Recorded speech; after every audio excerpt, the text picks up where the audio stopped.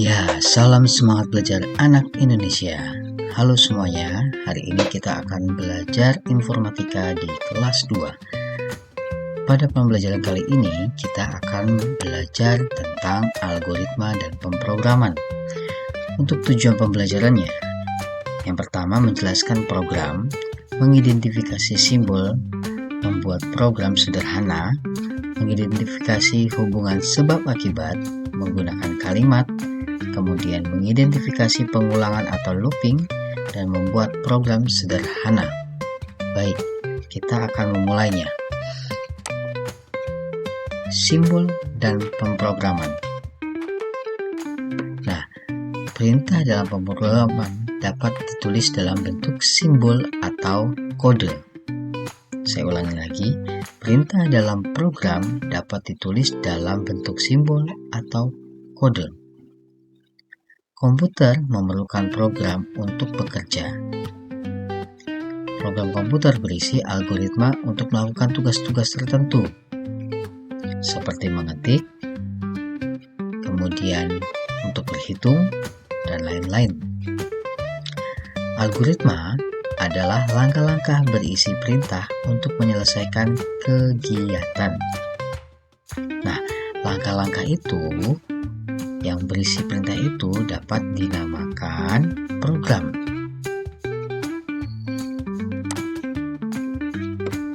Coba kalian perhatikan gambar berikut ini. Perhatikan jalur yang dilewati Wulan untuk pergi ke taman bermain. Nah, di sini kita bisa melihat bahwa ada urutan gambar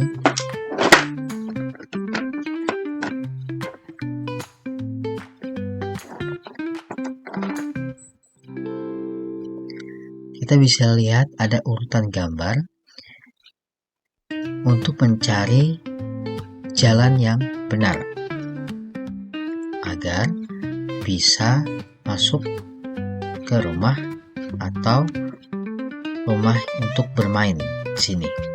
Nah, kita akan mengikuti tanda panah berwarna merah sehingga kita dapat mengetahui jalan mana yang benar untuk kita tempuh. Nah, logika-logika inilah yang kita perlukan dan kita pelajari untuk pemahaman pemrograman, untuk mengasah cara berpikir kita agar kita bisa menemukan jalan terbaik dalam penyelesaian suatu masalah. Pada gambar, jalur yang dilewati Wulan digambarkan dengan simbol anak panah. Bergerak ke kanan, bergerak ke kiri, bergerak ke atas, dan bergerak ke bawah. Nah, sekarang kamu akan membuat program untuk menunjukkan jalur yang dilalui oleh robot.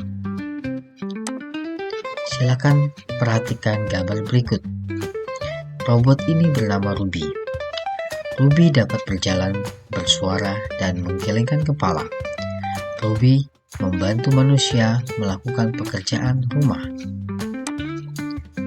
Ruby dapat melakukan tugas karena adanya perintah. Kumpulan perintah itu disebut program. Dan program memberitahu tugas yang harus dilakukan oleh Ruby. Nah, orang yang membuat program adalah programmer. Sehingga program yang ditulis oleh programmer dapat memerintahkan robot tersebut untuk berjalan dan melewati rintangan. Perhatikan gambar berikut. Kamu dapat membuat program untuk membantu robot Ruby adalah perintah yang harus diikuti Ruby.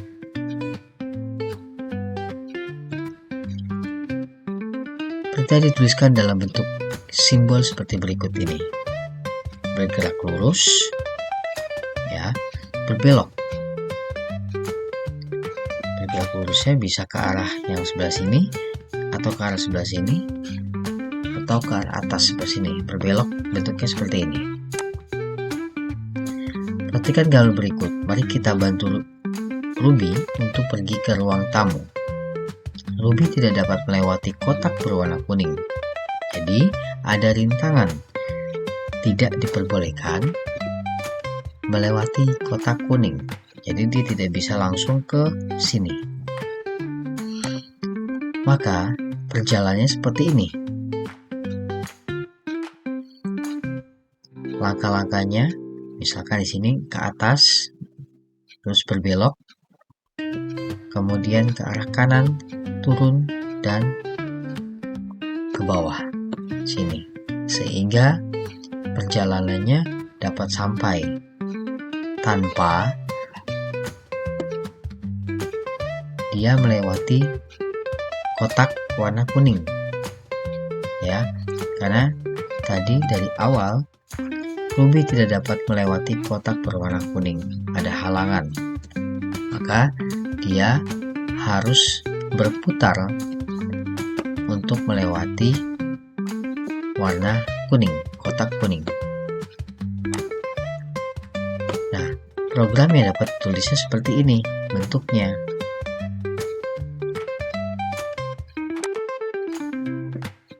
Ayo bantu Ruby menuju tempat sampah.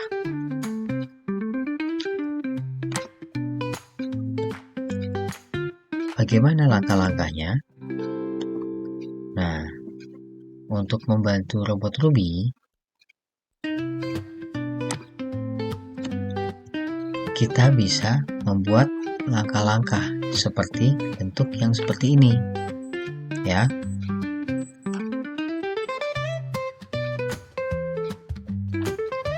Kemudian, materi selanjutnya, hubungan sebab akibat.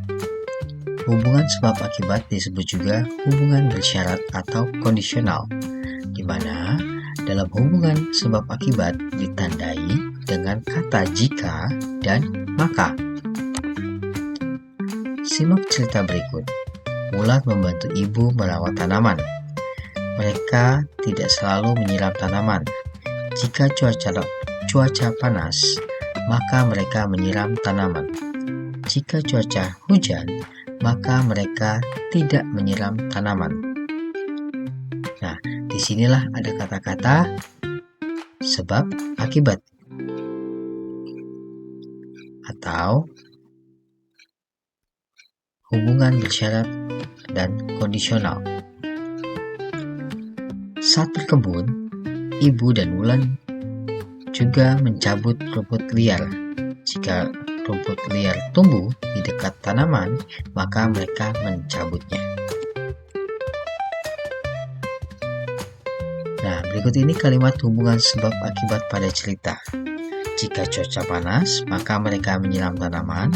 Jika cuaca hujan, maka mereka tidak menyiram tanaman.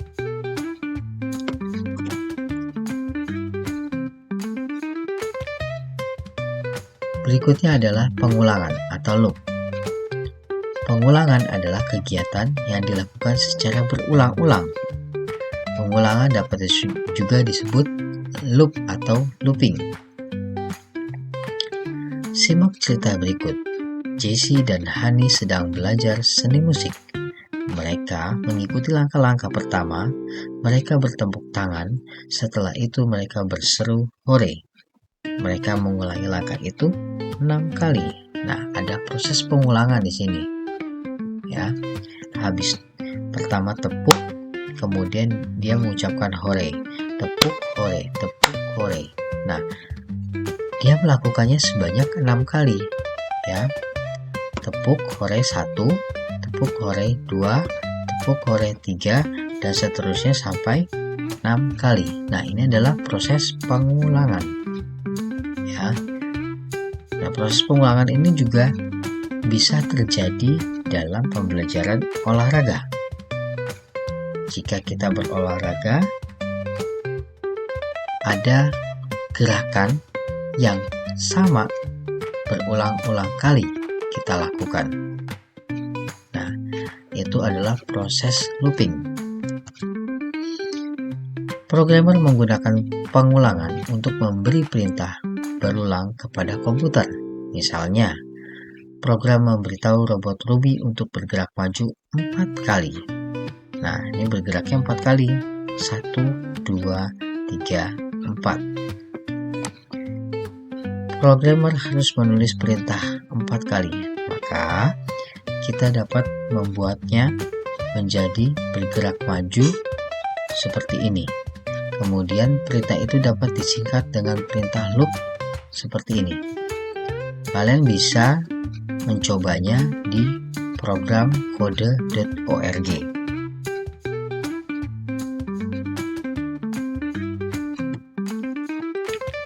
Baik, saya akan mengulangi lagi di bagian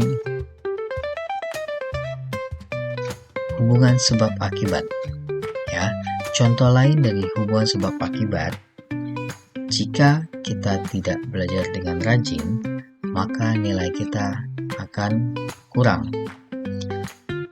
Atau jika cuaca hujan, maka kita menggunakan payung.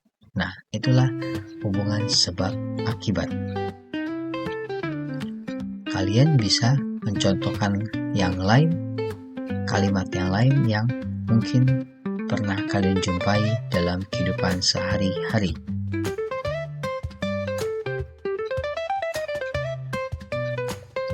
Baik, itulah materi pembelajaran kita hari ini tentang algoritma dan pemrograman.